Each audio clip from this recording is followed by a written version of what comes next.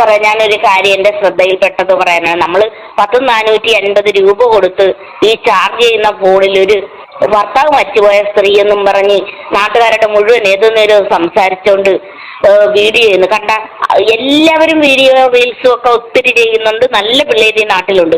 ഈ സ്ത്രീയെ കൊണ്ടുപോയിട്ട് ഈ ആണുങ്ങൾ ഞെക്കുന്നതും ഉമ്മ വെക്കുന്നതും കാണിക്കാൻ വേണ്ടി എന്തിനാണ് സാറേ ഈ റീൽ എന്നുള്ള പേരിൽ ഈ പെൺപിള്ള കോപ്രായം കാണിക്കുന്നത്?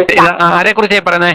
ഈ കൊല്ലം ഒരുത്തന്റെ ഭാര്യയാണ് ഇവള് എന്നാ പറയുന്നത്. 2 ആമക്കളൊക്കെ ഉണ്ട്. ഇവൾക്ക് ഒരു കുഞ്ഞേ ഉള്ളു. ഇവർക്ക് 10-33 വയസ്സുണ്ട്. സാറേ, എന്തോരം ഇന്ത്യയിൽ മൊത്തം എന്തോരം ഹിന്ദിയും നമ്മൾ തമിഴും ഒക്കെ കാണാറുണ്ട്. എന്തോരം നല്ല കുട്ടികളുണ്ട്. ഈ പെണ്ണുമ്പിളക്ക് വല്ല തൊഴിലുറപ്പിനും പോയിക്കൂടെ? എന്തിനാണ് സാറേ ഇവർ ഈ കോപ്രായം കാണിക്കുന്നത്? നമ്മുടെ കൊച്ചു കുഞ്ഞുങ്ങൾ അഥവാ ഇൻസ്റ്റാഗ്രാം ഫോളോവേഴ്സ് ആയിരിക്കും കൂടുതലും. പിള്ളേര് ഫോൺ അഡിക്റ്റഡ് ആണ് മിക്കവരും. അപ്പോ അങ്ങനെയുള്ള കുട്ടികൾ മോശമാകെയല്ലേ ഈ സ്ത്രീ കാരണം? അവരെന്തോ ഈ റീൽസ് എന്ന് പറഞ്ഞ് കാണിക്കുന്ന കോപ്രായങ്ങൾ എന്തൊക്കെയാ? ഇവര് റീൽസ് എന്നും പറഞ്ഞ് കാണിക്കുന്ന അവളെ കയറി കെട്ടിപ്പിടിക്കുന്നു, ഞെക്കുന്നു, ഉമ്മ വെക്കുന്നു. ഈ പട്ടപ്പകല് നാട് റോഡായിട്ട് വരെ ഇപ്പൊ ഈ കൊച്ചിയിലും കണ്ട നിന്നൊരെണ്ണം കാണിച്ചിട്ട് വണ്ടിക്കാരെല്ലാം കൂടി തെറി വിളിച്ച് പോണതുണ്ട്. ഇതിനെ പിടിച്ചൊന്ന് ജയിലിടാം വല്ല വഴിയുണ്ടോ? അവൾക്ക് ഈ ഈനാമ്പച്ചിക്ക് മരപ്പട്ടി കൂട്ടുപോലെ 2-3 അവന്മാരും ഉണ്ട്.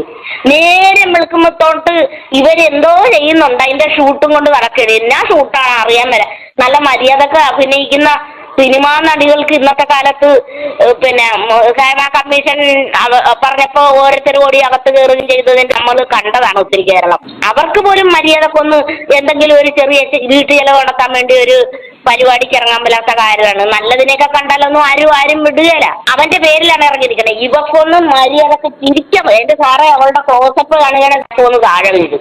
എന്തോ ഒരു സ്ത്രീയാണെന്ന് എനിക്കറിയാമല്ലോ. ഇത്രയും ഉളുപ്പില്ലാത്തൊരു. ഇന്ന് 2 വർഷം മുടിയൊക്കെ പിന്നിട്ട് നിൽക്കുന്നു. ഒരു ചെറിയ ബ്ലൗസ് ഇട്ട് പാവാടയെ കൊടുത്ത് ഇന്ന് നിൽക്കുന്നു. എന്നിട്ട് പറയുന്നു മുല്ലപ്പൂമ്പൊടി ഏറ്റുകിടക്കും കല്ലിനുമുണ്ടാം സൗരഭ്യ.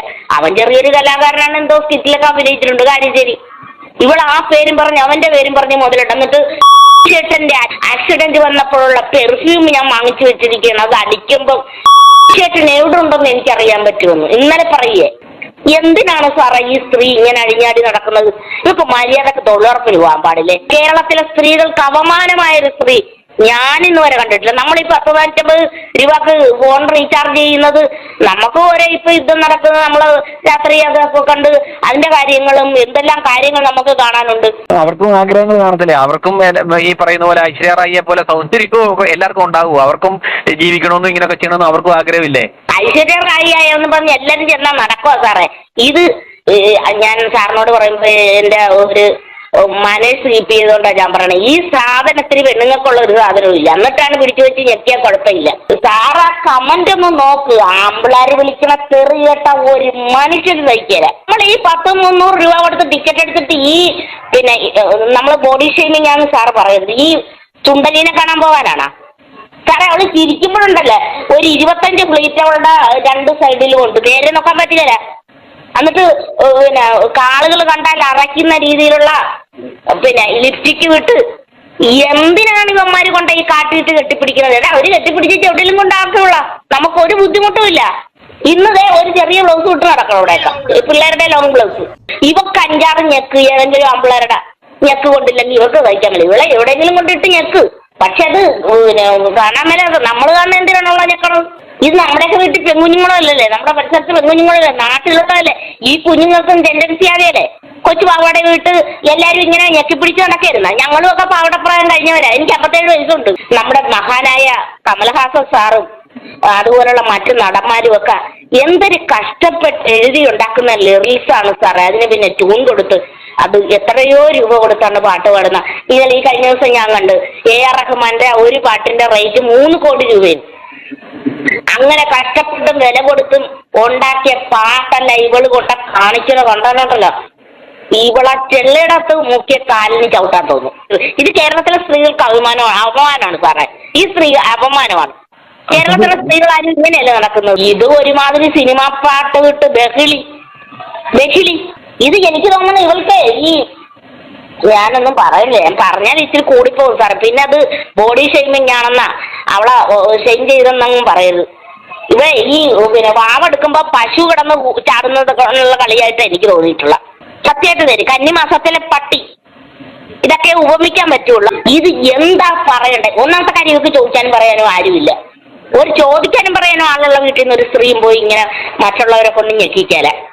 ഇത് ഇന്നലെ വല്ല സെക്സുകാരുടെ പുറകെ പോകല്ലേ ഇവൾക്ക്? വേറെ എന്തെങ്കിലും ജോലി ചെയ്യാൻ പാടില്ലേ?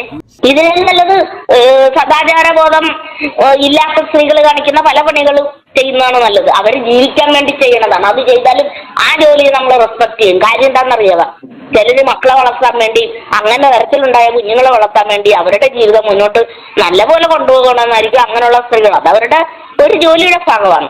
ഇവിടെ ഒരു 10 ഞെക്ക് 10 ആണുങ്ങളെ കൊണ്ടില്ലെങ്കിൽ അവർക്ക് സഹിച്ചേരാ. എടാ ഇത് മുറികൂട്ടിയിട്ട് ചെയ്യപ്പാ. ഇത് സമൂഹത്തിനെ നശിപ്പിക്കുന്നു. ഇവിടെ പിടിച്ച് 2 ദിവസം അട്ടക്കുളങ്ങര ഏതെങ്കിലും ഒരു ജയിലിൽ കൊണ്ടിടും. അവിടെ സൂക്കടിച്ച് മാറട്ടെ.